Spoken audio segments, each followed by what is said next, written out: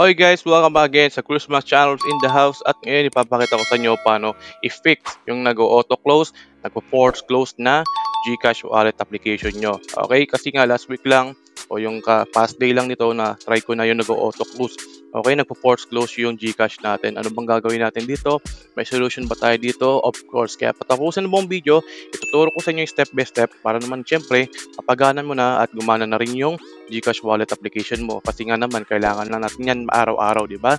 Pero bago tayo magsimula, kindly please like this video, subscribe to my channel, and don't forget to hit the notification bell below para like update sa mga ating mga GCash tutorial dito sa ating channel. Okay? Syempre meron din akong GCash na ipapakita sa inyo na bonus na pwede natin maklaim dito sa ating GCash wallet application. Alright? So guys, kung na-experience nyo o meron pa rin kayong issue regarding kay GCash na nag-auto-close, madali lang solution dyan. Okay? First things first guys, pumunta kayo muna sa setting nyo, setting ng phone. Okay? And then after that guys, pag dito na kayo sa phone setting nyo, punta ka sa application. Okay? Siyempre magkakaiba yung interface o itsura ng ating phone sa setting. Okay? Pero hanapin nyo lang yung apps dito. Alright? Okay, no? So as you can see guys, meron dyan. Yung GCash, i-click nyo lang yung GCash pag nahanap nyo na.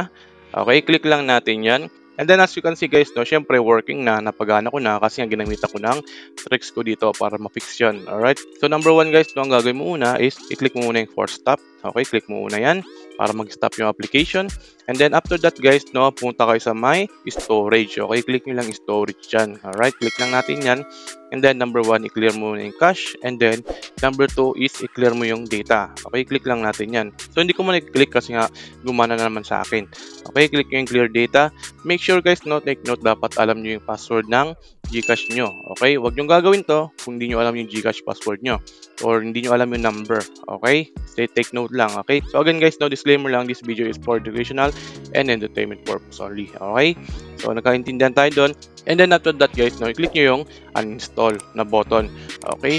Once na install natin yung application na to, ay pwede na tayo doon merge sa Play Store natin. And then after that, syempre kailangan natin siyang ulit i-install yung GCash natin. Okay, again, simple lang naman yung solution na gagawin natin dito.